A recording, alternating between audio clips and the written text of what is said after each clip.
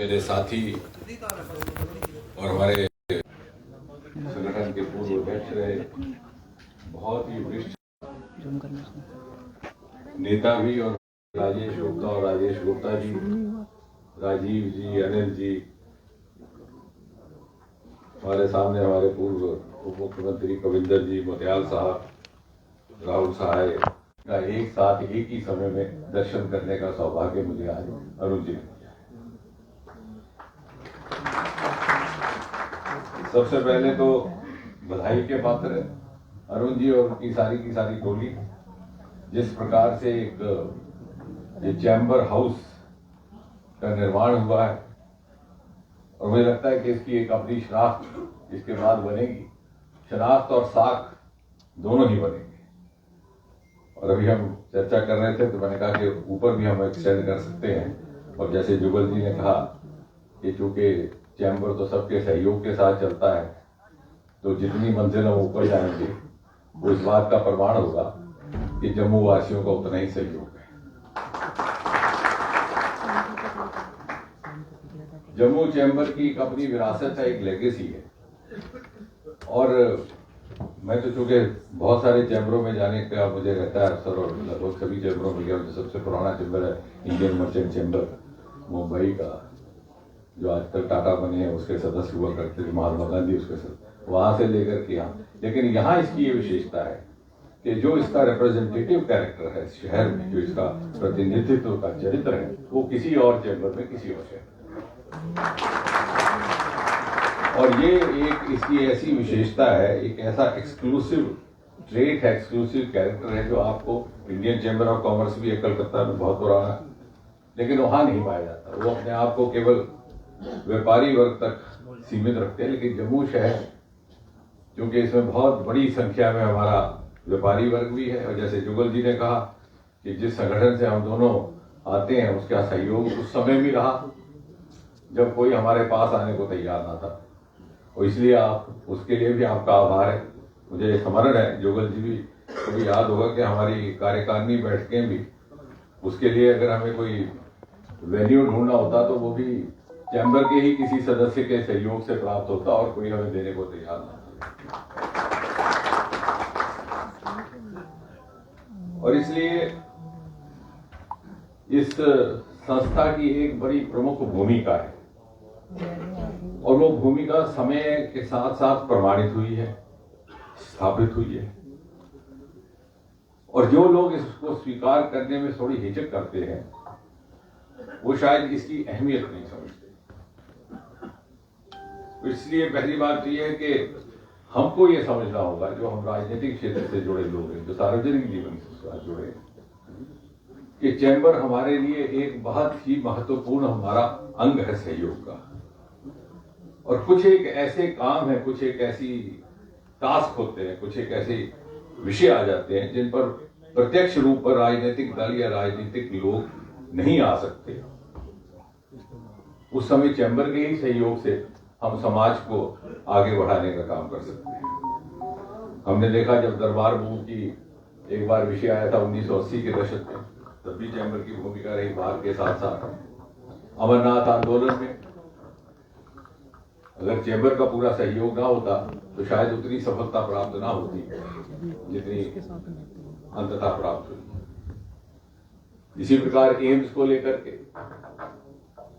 मजबूरी थी भारतीय जनता पार्टी की कि सरकार भी अपनी तो आंदोलन कॉल करता, आप ही के माध्यम से होना था, लेकिन बल मिला भारतीय जनता पार्टी को, जो बात आगे तक पहुंचाई गई। तो शायद पहली बार किसी प्रांत में दो एम्स बने।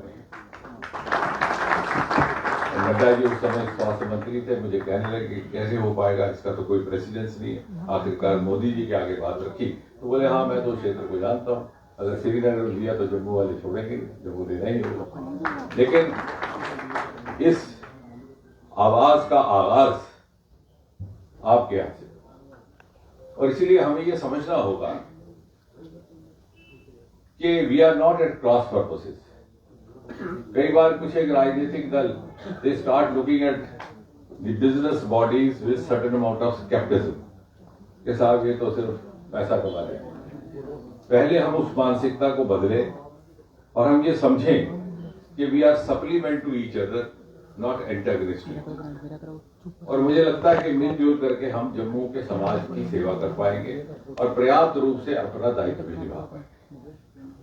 और ये बात मैं केवल कहने के लिए नहीं कह रहा, मैं संसद में भी जब बात करता हूँ और जगह भी, तो मैं कहता हूँ कि हम जो कोई लोग धरने में बैठे होते हैं लोग तो सब जाके आश्वासन देते हैं, मैं उनको कह देता हूँ भैया होने वाला नहीं है, छुट्टी आश्वासन कर जाओ।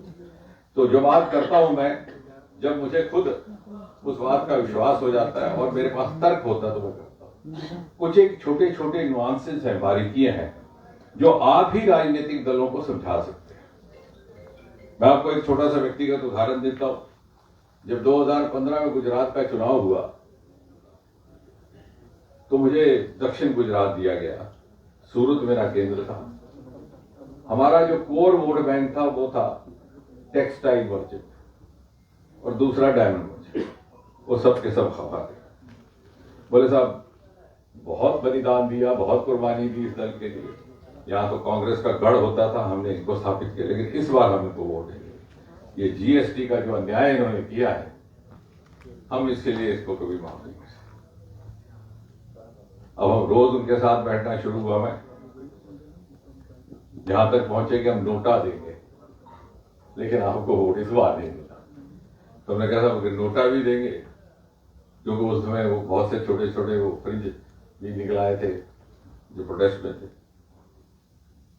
तो फिर मैंने उनसे कहा कि आप मुझे समझाओ आपको दिक्कत क्या है। तो उन्होंने जो मुझे समझाया वो मेरे लिए भी आई ओपनर था। और मैंने जब वित्त मंत्री, तत्कालीन वित्त मंत्री अरुण जेटली जी के आगे बात रखी तो उन्होंने इस बात को समझा। बोले साहब आप जो अर्थशास्त्र के साथ जुड़े हैं या जो आप सरकारी व्यवस्था के साथ जुड़े हैं, आप यो बात नहीं समझ सकते जो वहां अंदर धागा पिरोने वाला समझ रहा है। तो मैंने पूछा कि वो क्या बात है। बोले जो आपने तो जीएसटी मेरे प्रोडक्ट पर लगा दिया, लेकिन जीएसटी मेरे धागे पर भी लगा, जीएसटी मेरे कलर पे भी लगा और जीएसटी मेरे टेक्सचर पे भी लगा। तो मेरा जो कपड़ा प्रोडक्ट निकला है उसके ऊपर 5 जीएसटी लगे। लेकिन आप मेरी बात इसलिए दरकिनार कर रहे हैं कि आप कह रहे हैं कि फिर जब मैंने बात अरुण जी के आगे रखी तो वो सूरत आए, 2 बार बैठना हुआ, उसका समाधान निकला। कहने का तात्पर्य कि ऐसी ऐसी बातें हैं, लेकिन हमको भी, हमारा भी ये फर्ज रहता है कि हम आपकी बात सुनने को तैयार हैं, आपके पास आउटरीच रहे। मैं अक्सर अपने साथियों से भी कहता हूं ये ठीक है कभी कभी कोई नाराज हो जाए, जैसे जोगिल देखा तो नाराजगी की वजह होती है कम्युनिकेशन गैप। अगर आप अक्सर एक दूसरे को मिलते रहें तो बदसूरत को भी खूबसूरत कहने की आदत पड़ जाती है। लेकिन जब हम अपना एक दूसरे के बारे में धारणाएं बना लेते हैं तो हम अपने काम को सप्लीमेंट नहीं कर पाते। और इसलिए जम्मू में विशेषकर ऐसे समय जबकि बड़े लंबे अरसे तक राज्यपाल शासन चलते रहे, 1990 का दशक हमने देखा, अभी हाल ही में देखा जब विधानसभा भी भंग रही, जब विधायक भी नहीं थे, तो जम्मू चैम्बर ही एकमात्र एक ऐसा रिप्रेजेंटेटिव बॉडी थी जो जहां की आवाज आगे तक पहुंचा सकती थी। इस बात को हमें समझना भी है। और शायद ये जो बीच में वैक्यूम रहा है इससे समन्वय में भी कमी रही और जो अपेक्षाएं थी वो भी पूरी ना हो पाई। लेकिन अब चूंकि सरकार भी बनी है, हमारे विधायक भी हैं, बनाए भी, जैसे जुगल जी ने कहा, आप ही ने हैं और आपको अधिकार भी है, उनको समझाएं भी, ना समझे तो डांटे भी, कई बार तो पुतले भी जलाए जाते हैं। यानी आप अपने परिवार का सदस्य समझे उस व्यक्ति को जिसको आपने चुन करके भेजा है। और ठीक है जुगल जी ने, अगर आप तीसरी बार वहां पहुंचे तो अगर आप ना सहयोग करते तो हम तो लखनपुर भी पार ना जा पाते। ये बात हमको भी समझनी होगी। और कम से कम मैं व्यक्तिगत तौर पर ये समझता हूं कि अगर पैर आपने धरती पर रख करके अपना व्यक्तिगत विकास करना है तो ये बात मन में हमेशा रहनी जरूरी है। अब जहां तक जम्मू का संबंध है, क्योंकि अरुण जी ने बहुत अच्छी बातें कही हैं, तो दिल चाहता है थोड़ी विस्तार में बात हो। ब्रॉडली स्पीकिंग हमारे 2 श्रेणियों के विषय हैं। एक तो जो जम्मू के साथ बीते काल में, बीते समय में जो कोताहियां हुई हैं, जो खामियां रह गई, कारण कुछ भी रहे, उसके राजनीतिक रहे हो कुछ समझ में खलल रहा हो, कुछ प्राथमिकताओं में खलल रहा हो, उसकी बात करने का भी समय नहीं।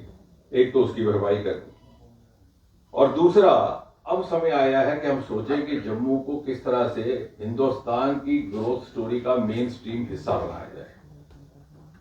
हम अपने आप को अलग ना रखें, और इसके लिए हमें प्रयास करना होगा। अब जहां तक पहली बात है कि पिछले लैप्सेस की, बहुत सी बातें जो अरुण जी कह रहे थे ये डूएबल्स हैं, ये मुझे व्यक्तिगत भी मिलते हैं। लेकिन अब क्या है कि एक ऐसी व्यवस्था है मल्टी टियर, कुछ बातें हैं जो केवल प्रदेश की सरकार कर सकती है, कुछ बातें हैं जो कुछ एक कार्यालय विशेष से ही संभव हो सकती हैं। लेकिन अगर हम उनको सेंसिटाइज कर पाए तो इसमें कुछ ऐसा नहीं है। अब उदाहरण के तौर पर जो इंडस्ट्रियल पॉलिसी है, जब से आई मेरा ये मानना था कि हम इन्वेस्टमेंट तो लाएं, लेकिन इसका अर्थ ये नहीं है कि हम अपने यहाँ के व्यापारी को ये लगे कि उसका नुकसान होता है, क्योंकि फिर जो आने वाली इन्वेस्टमेंट है उसका लाभ भी नहीं होगा। और हम ये बात आगे बढ़ाएंगे। हमने एक बार वित्त मंत्री जी से आपकी बैठक करवाई थी, लेकिन मुझे विश्वास है अब नई सरकार आई है यहाँ पर और हमारे विधायक भी हैं, तो इस नई सरकार का भी हमें सहयोग रहेगा। जिस प्रकार का इशारा मुख्यमंत्री और उप मुख्यमंत्री की ओर से आ रहा है। फिर एक स्मार्ट मीटर की बात थी, ये हमने बात, जुगल जी भी थे, हमने गृह मंत्री जी के आगे भी रखी कि उसका कोई ना कोई समाधान हो, क्योंकि वो यकदम जब शुरू हो गया तो हमारे स्वभाव में नहीं था, तो या उसके कट ऑफ का हो। और इंडस्ट्रियल पॉलिसी की बात तो मुझे याद है कि जब अरुण जेटली जी एक बार आए थे तो तब चैम्बर के ही कुछ सदस्य उनसे मिले भी थे, वो कुछ एक नोट बना करके भी ले गए थे, लेकिन फिर दुर्भाग्यपूर्वक वही ना रहे हमारे बीच। अब दरबार को लेकर के कई समय से हमारा ये मानना है कि देखिए, ऑनलाइन होने से हमें एक बड़ा लाभ ये हुआ कि 200 करोड़ रुपया हमारा बचता है, क्योंकि पहले वो ट्रक ला करके वहां ले जाने पड़ते थे, फिर यहाँ लाने पड़ते, 4 बार एक बार जाना आना, फिर वो हमारा बच गया। अब आप श्रीनगर बैठे कि जम्मू बैठे या घर बैठे, सारा ऑनलाइन है। इसलिए हमने पहले भी रखा था कि साहब, चूंकि एक ह्यूमन आउटरीच के लिए, ह्यूमन इंटरफेस के लिए कुछ एक अधिकारी यहाँ रहे, कुछ एक वहां रहे, और अब शायद ऐसी व्यवस्था हो रही है, क्योंकि हर व्यक्ति हर अधिकारी तक नहीं पहुंच पाता। अब रेलवे की इन्होंने बात की, अभी उसका औपचारिक आदेश तो नहीं आया, जब आएगा तो एक बार फिर से पुनः हम धन्यवाद भी करेंगे मोदी जी का भी और रेल मंत्री का भी। लेकिन उन्होंने सिद्धांतिक तौर पर यह बात स्वीकार की, और आपने जब अखबार में निकाला कि आपने मुझे बताया तो मेरी बड़ी पिटाई उधमपुर से हो गई कि वोट वहां से लेना है, तो बोले यहां क्यों नहीं हो सकता। तो फिर मैंने उनको समझाया, मैंने कहा करेंगे, जैसे वंदे भारत में बनारस के बाद सबसे पहले यहां लाए थे, तो पहले फिर ये शुरू हो गया कठुआ और उधमपुर में खड़ी होनी चाहिए, फिर एक दूसरी वंदे भारत शुरू करनी पड़े। तो जो हम इलेक्ट्रल प्रोसेस से जो हम लोग आते हैं, मेरे जैसे, जुगल जी जैसे, उनकी भी कुछ दिक्कतें हैं, वो भी आप ही को समझनी है। लेकिन आप ये मांग रखते हैं और रख रहे हैं, ये सुनकर मुझे बड़ा आनंद मिला, क्योंकि आपको उम्मीद है कि वहां मोदी जी बैठे हैं, मैं, जुगल जी आपकी बात पहुंचाएंगे, तो जो केंद्र से हो सकता है वो तो होगा। और आजकल ये सच भी है कि पिछले 10 वर्षों में कोई बात ऐसी ना थी जो मोदी जी के आगे रखी और पूरी ना हो। और बड़े बड़े कठिन बातें, आपका शाहपुर कंडी का प्रोजेक्ट 40 वर्ष से रुका हुआ था, पिछली सरकारें चाहते ही नहीं थी, और हमारे ही कई लोग उठ करके इकट्ठा हो देते जब फायरिंग होती कि पाकिस्तान का पानी रोक दो, तो मैंने एक छोटा सा नोट बना करके दिया प्रधानमंत्री जी को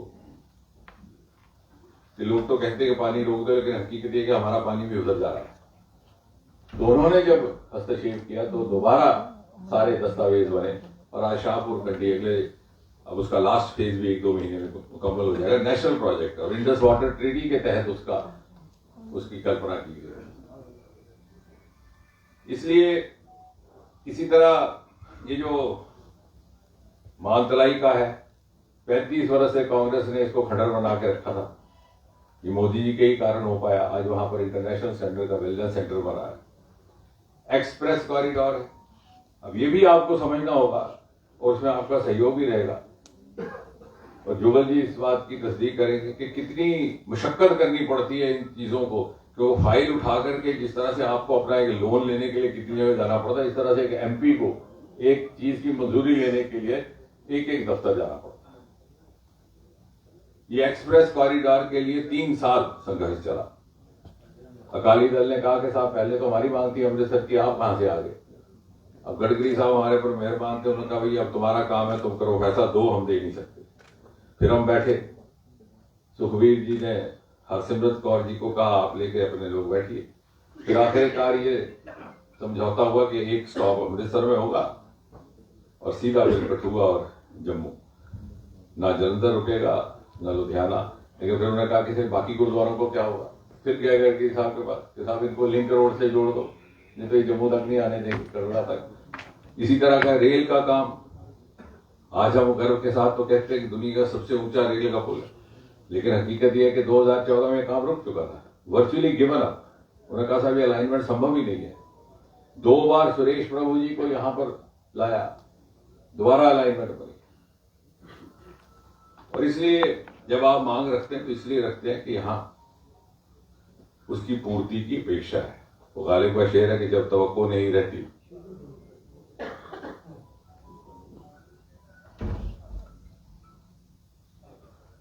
तो सताते भी नहीं। तो बात यह है कि मांग वहां रखी जाती है जहां उसकी पूर्ति की उम्मीद हो। तो कहने का तात्पर्य ये कि आप दिल्ली का हम बनाएंगे, सेशन के दौरान जरा आसान रहता है। जुगल जी भी आ रहेंगे, मैं भी 2-3 दिन निकाल करके आइए, हम बैठकें भी आपकी करवाएंगे। और दूसरा यह है कि कुछ एक हमको भी मिलजुल कर कुछ और कार्य बढ़ाने होंगे, जैसे दूसरे चैम्बर करते हैं। सब कुछ सरकार कर नहीं सकती, वो सच्चाई है। और ये जितने काम मैंने गिनवाए हैं ये सब कुछ सरकार ने नहीं किए, बहुत से हमने कहीं संग्रह करके कहीं दूसरा सहयोग लेके किए। और आपने ठीक कहा कि गुजरात में जो केवड़िया में बना है जो मूर्ति, वो एक साकार हो गया, इस वक्त वर्ल्ड मॉन्यूमेंट है। लेकिन देश भर से वहां पर सामग्री गई थी और मोदी जी चूंकि मुख्यमंत्री थे तो उनकी निष्ठावान रवैये के कारण वो संभव हो सका। कुछ एक बातें हमें समझानी भी होंगी। होता क्या है कि हमारे स्वभाव में, भारतीय जनता पार्टी के स्वभाव में, कि हम बहुत साल आंदोलन ही करते रहे। आज जमाना तर्क का आ गया। हमारी इतनी बढ़िया योजनाएं हैं जिसमें चैम्बर हमारे साथ जुड़ सकता है, लेकिन जिसका लाभ नहीं कोई दे रहा। आपको शायद मालूम ना हो कि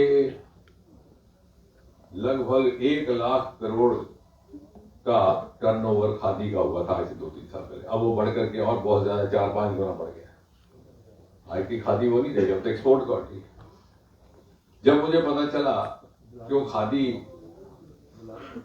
का जो एक संस्था है हमारी, खादी कॉर्पोरेशन, क्या कहते हैं उसको, वो जगह जगह शिविर लगा रही थी। बनारस में उन्होंने लगाया, उन्होंने उत्तर भारत लगाना था, वो चंडीगढ़ की तैयारी कर रहे थे। हमने चीटिंग करके गुजरात लगवा दिया, उधमपुर लगवा दिया, क्योंकि मुझे पता चला कि वो 35-40% सब्सिडी देते हैं, बाकी लोन, और लोन की किस्त भी वो खुद दे देते हैं, उसका आधा हिस्सा।